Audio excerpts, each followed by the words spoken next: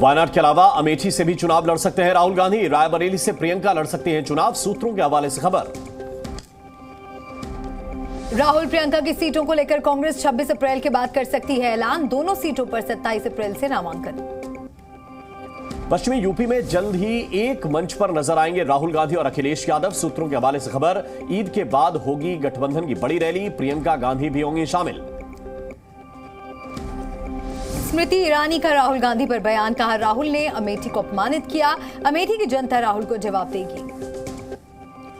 लोकसभा चुनाव के लिए आम आदमी पार्टी का कैंपेन लॉन्च, आम आदमी पार्टी का नारा जेल का जवाब वोट से। आम आदमी पार्टी का बीजेपी पर बड़ा आरोप, संजय सिंह बोले इलेक्ट्रल बॉन्ड के नाम पर हुआ करोड़ों का घोटाला। संजय सिंह ने बीजेपी को बताया घोटालेबाज पार्टी, कहा घाटे के बावजूद 33 कंपनियों ने 750 करोड़ का चंदा दिया। शराब घोटाले को लेकर आप नेता दुर्गेश पाठक से पूछताछ, ईडी ने जारी किया था समन। जल बोर्ड में घोटाले को लेकर दिल्ली विधानसभा में हंगामा, बीजेपी विधायकों ने निकाला मार्च। बीआरएस नेता के कविता की जमानत याचिका खारिज, शराब घोटाले को लेकर तिहाड़ जेल में बंद है कविता। केजरीवाल को पद से हटाने की याचिका पर हाईकोर्ट ने जताई नाराजगी, कहा सस्ती लोकप्रियता के लिए दाखिल की गई याचिका, ऐसी याचिका पर लगे जुर्माना। पश्चिम बंगाल के दुर्गापुर में चुनाव प्रचार के दौरान दिलीप घोष का विरोध, टीएमसी कार्यकर्ताओं ने लगाए गो बैक के नारे। विरोध पर बीजेपी उम्मीदवार दिलीप घोष का आरोप, कहा बंगाल में टीएमसी को हार का डर सता रहा है, हंगामा करना ही टीएमसी का मकसद। खिचड़ी घोटाले को लेकर पूर्व कांग्रेस नेता संजय निरुपम का आरोप, संजय राउत को बताया घोटाले का किंग पिन। संजय राउत को दलाली के तौर पर 1 करोड़ मिले, संजय निरुपम ने खिचड़ी चोर उम्मीदवार पर कार्रवाई की मांग की। खिचड़ी घोटाले में उद्धव ठाकरे गुट के नेता अमोल कीर्तिकर से ईडी की पूछताछ, इंक्वायरी से पहले बोले सभी सवालों का देंगे जवाब। शिवसेना उद्धव गुट के नेता संजय राउत का बीजेपी पर हमला, कहा चुनाव के लिए बीजेपी को दंगे की जरूरत। संजय राउत ने बीजेपी पर तंज कसते हुए कहा कि बीजेपी चाहती है कि दंगे हों जिससे चुनावी फायदा मिले। कांग्रेस के घोषणा पत्र पर बीजेपी अध्यक्ष जेपी नड्डा का हमला, कहा कांग्रेस का घोषणा पत्र मुस्लिम लीग का घोषणा पत्र नजर आता है। घोषणा पत्र को लेकर कांग्रेस का बीजेपी को जवाब, सुप्रिया सुनीत ने बीजेपी पर लगाया गलत बयानबाजी का आरोप। सुप्रिया सुनीत का पीएम मोदी पर हमला, कहा मोदी सिर्फ हिंदू मुस्लिम की बात करते हैं, पीएम मोदी घबरा चुके हैं।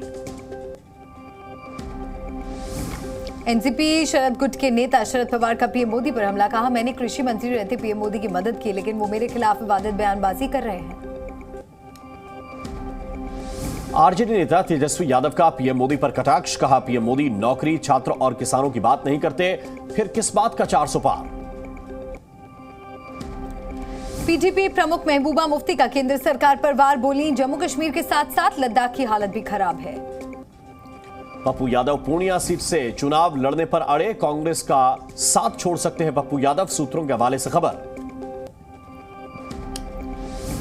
मीसा भारती ने पीएम मोदी के काम पर उठाए सवाल, कहा उन्होंने बिहार के लिए कुछ नहीं किया, हम बिहार के लिए लड़ते रहेंगे। भूपति नगर में हमले को लेकर एनआईए कोर्ट जाने की कर रहा तैयारी, एफआईआर के खिलाफ कोर्ट का करेंगे रुख, एनआईए के अधिकारियों पर छेड़खानी का आरोप। बीजेपी नेता मनोज तिवारी का टीएमसी पर आरोप, कहा लोगों को डराती और धमकाती है टीएमसी, बेटियों का शोषण करना टीएमसी का काम। गोरखपुर से एसपी उम्मीदवार काजल निषाद की तबीयत बिगड़ी, काजल निषाद को लखनऊ रेफर किया गया, इलाज जारी। यूपी के बदायूं में समाजवादी पार्टी ने बदला अपना प्रत्याशी, शिवपाल की जगह भाई आदित्य यादव लड़ेंगे चुनाव। मंडला में रैली से पहले कांग्रेस की फजीहत, मंच पर लगाया गया विरोधी उम्मीदवार का पोस्टर, बाद में बदली गई तस्वीर। यूपी के पूर्व डीजीपी विजय कुमार और उनकी पत्नी बीजेपी में हुई शामिल, डिप्टी सीएम ब्रजेश पाठक की मौजूदगी में पार्टी की ली सदस्यता। लोकसभा चुनाव के लिए प्रचार का दौर तेज, पीएम मोदी आज छत्तीसगढ़ और महाराष्ट्र में करेंगे जनसभाएं।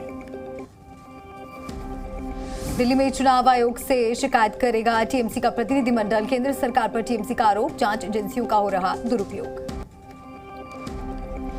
मध्य प्रदेश में चुनावी अभियान की शुरुआत करेंगे राहुल गांधी, आज सिवनी और शहडोल में करेंगे रैली।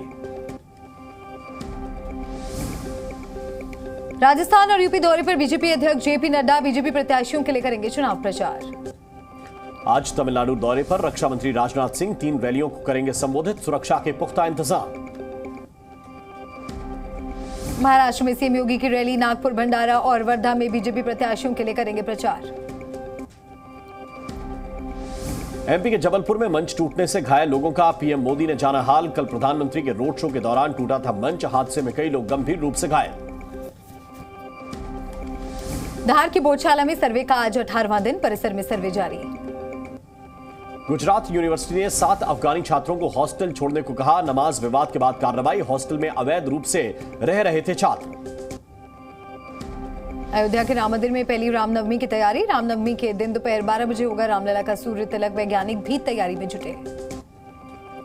एल्विश यादव मामले में जांच तेज, फॉरेंसिक जांच के लिए भेजे गए 3 फोन, एल्विश और 2 साथियों के फोन की जांच।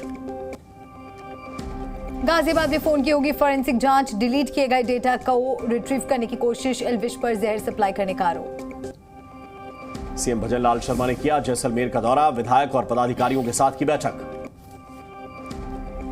लोकसभा चुनाव में बुजुर्गों के लिए खास व्यवस्था, राजस्थान के हनुमानगढ़ से 93 साल के हेतराम और 83 साल की बुजुर्ग महिला चंद्रकला बिश्नोई ने घर पर बैठे बैठे डाला वोट।